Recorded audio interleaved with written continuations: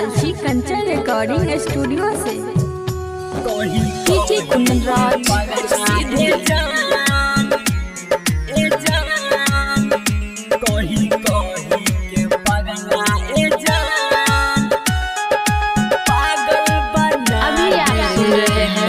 राधे रुस्तम को कही कही के पगला ए जान हमके पागल बना देलू।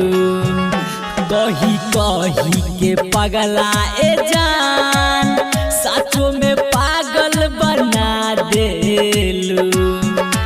कब बूती नए सोना ऐसन अगिया लगा देलू। कब बूती नए सोना ऐसन अगिया लगा देलू। कही कही के पगला ए जान सचो में पागल बना देलू।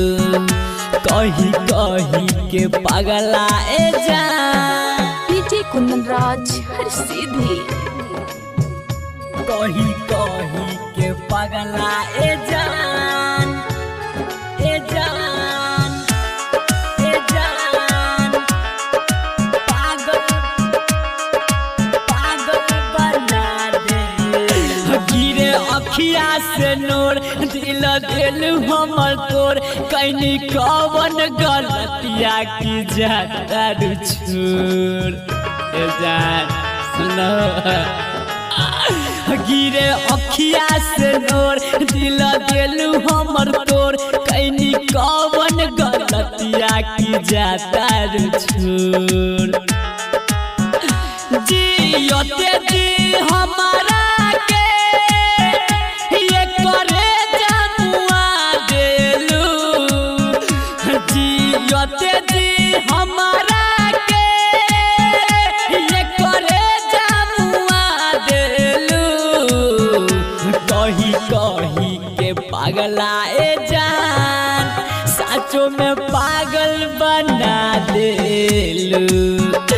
कही कही के पगला ए जान डीजे कुंदन राज सीधे कही कही के पगला ए जान ए जान कही कही के पगला ए जान सच में पागल बना दे।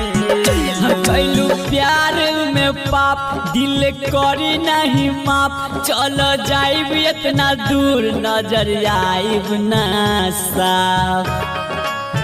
कर जा सुनो कैलू प्यार में पाप दिल करी नहीं माप चल जाइब इतना दूर नजर आइब ना साफ। रहे ना सोच ले रुस्तम ऐसन दिन देखा देलू। रहे सोच ले ना मिथले ऐसन दिन देखा देलू। कही कही के पगला ए जान सच में पागल बना देलू।